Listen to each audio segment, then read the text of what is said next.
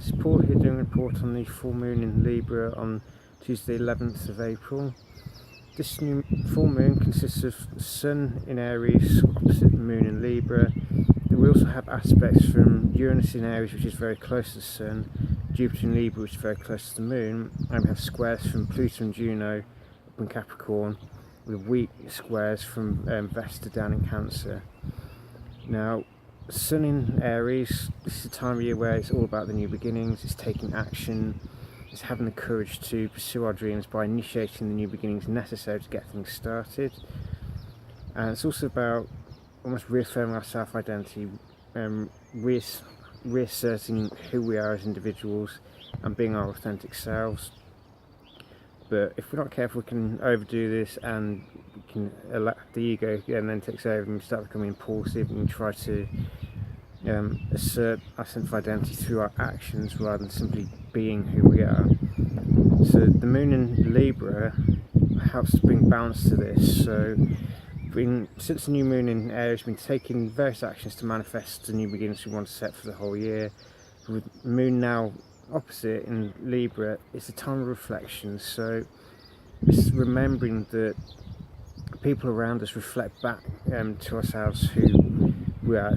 Aries isn't the only bit about identity, so is Libra, but reflects everything that we haven't fully integrated into our core sense of who we are, and we get this through relationships. So all the relationships we have around us reflect back qualities that are already within us, and if the relationship we have with someone isn't great, or we have an issue with someone, chances are it's not with the person themselves, it's the fact that they reflect back to us qualities about ourselves that we've so far rejected.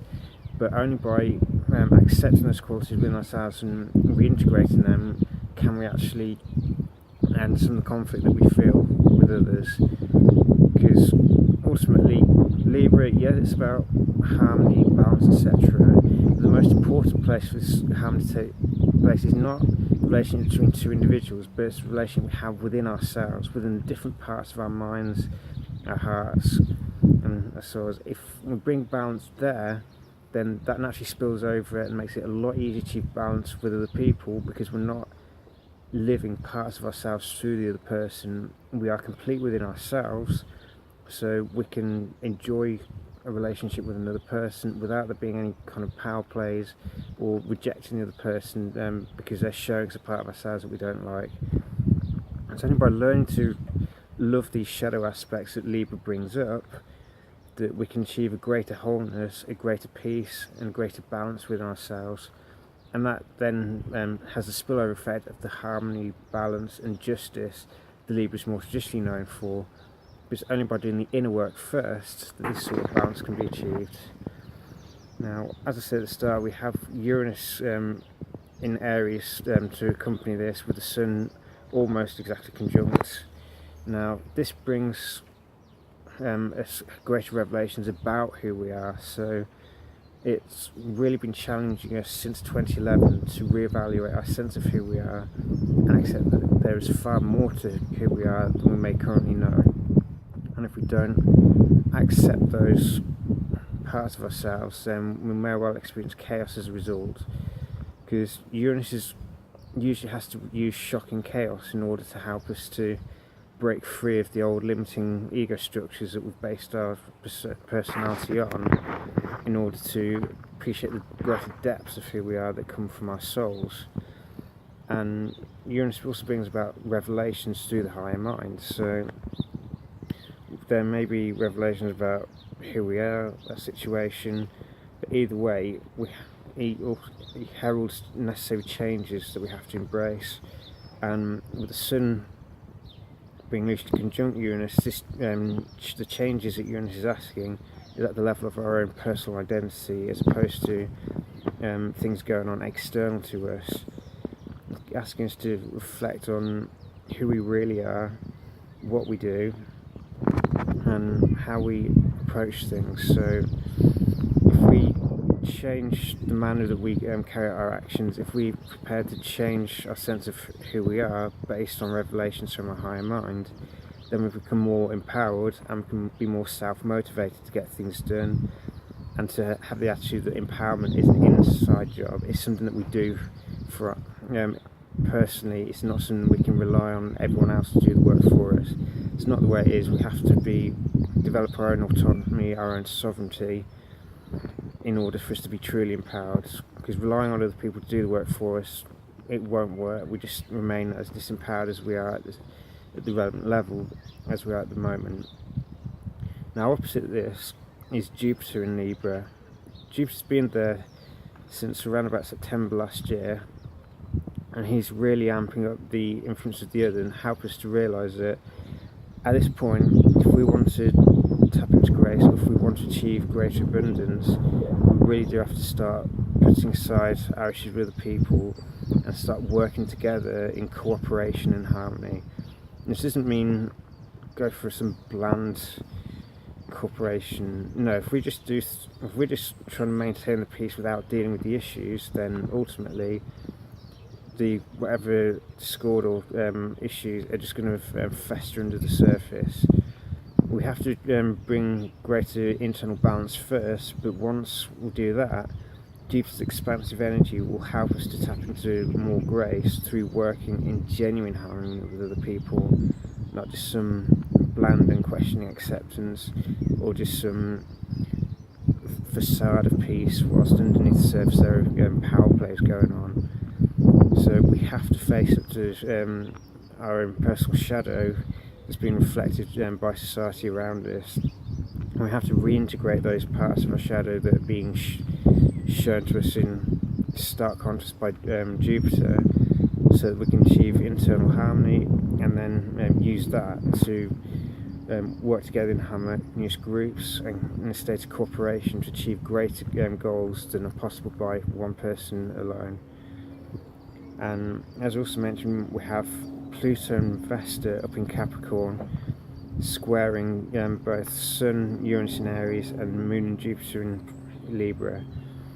This is come towards the end of the Uranus-Pluto square that's been going on since 2012, but Jupiter is amping up the square for the last time. And this is all about the pressures that we face, like the pressure between personal power and transformation versus the desire for freedom, which Uranus in Aries represents.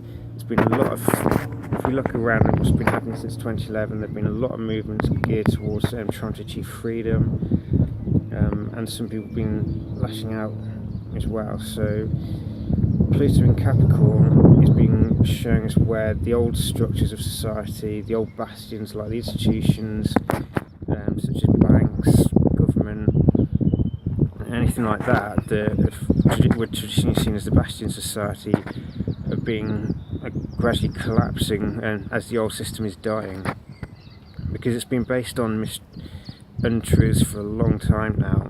And Pluto, he polarizes everything into two camps, a positive side and a negative side. Anything that is not based in truth will be exposed in one way or another. And this goes for ourselves as well. It's not purely at the societal level. We all have Capricorn within us at some level. It's not just society, so we can't just blame everything on society or anything like that. We also have to look within ourselves. How do we exercise power? How do we pursue our own legacies? Do we try and pursue our own legacy at the expense of others? Do we try and quash any kind of threat to the status quo? Or are we actually taking steps to try and align ourselves with divine order, which is the higher manifestation of Capricorn? It's understanding divine laws and living our lives aligned with them. Because it's not enough just to understand these laws or to sense them. We have to live by them in order for them to become a reality. And Pluto is really showing us the consequences of where we've been living out of alignment with the divine laws of karma, of truth, of love for a long time. Because we're seeing a lot of chaos emerging around us as the old institutions that we've relied on for stability are being broken down by scandal after scandal. And we now need to look at our own personal legacies. Is it based on our own personal truth? Are we following a set dream that's been handed down to us? Because Capricorn is like the highest destiny. It's the mission that we have to pursue once we've done the internal work to know ourselves, because when we know ourselves, that's when we start seeing signs of the higher purpose that we came here to achieve.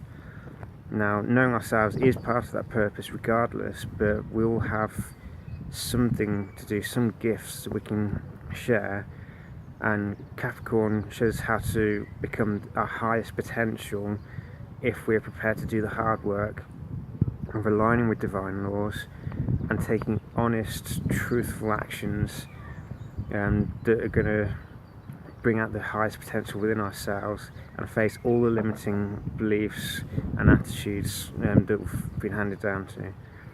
Finally, we have Vesta in Cancer. We've had a retrograde from her recently where she's been testing our integrity, testing our willingness to stay true to who we are, because Vesta is like a core sense of self. She's where our energy is concentrating in devotion.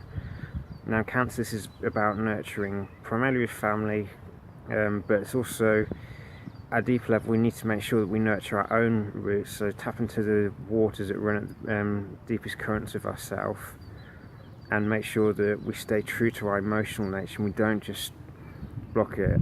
Now, with her being opposite Pluto and Capricorn, it highlights where there may be a clash between our personal needs and how we try to exercise power. So these need to be reconciled so that we do harness our devotional energy in a way that benefits the whole and not just the self. But we also need to make sure that we don't just become blindly accepting of what the status quo teaches us about ourselves and what we've been led to believe. So we may feel a great desire to nurture those who we consider family. It could be our blood relatives, but it could also be people who we have a strong emotional bond with, like friends, obviously lovers would be included in that, but if we have people in our lives who are like family to us, even if they're not directly related by flesh and blood, this is also where we may feel a sense of devotion towards others and making sure that they're nurtured. And one last aspect that's present at the moment is Mars and Ceres in Taurus.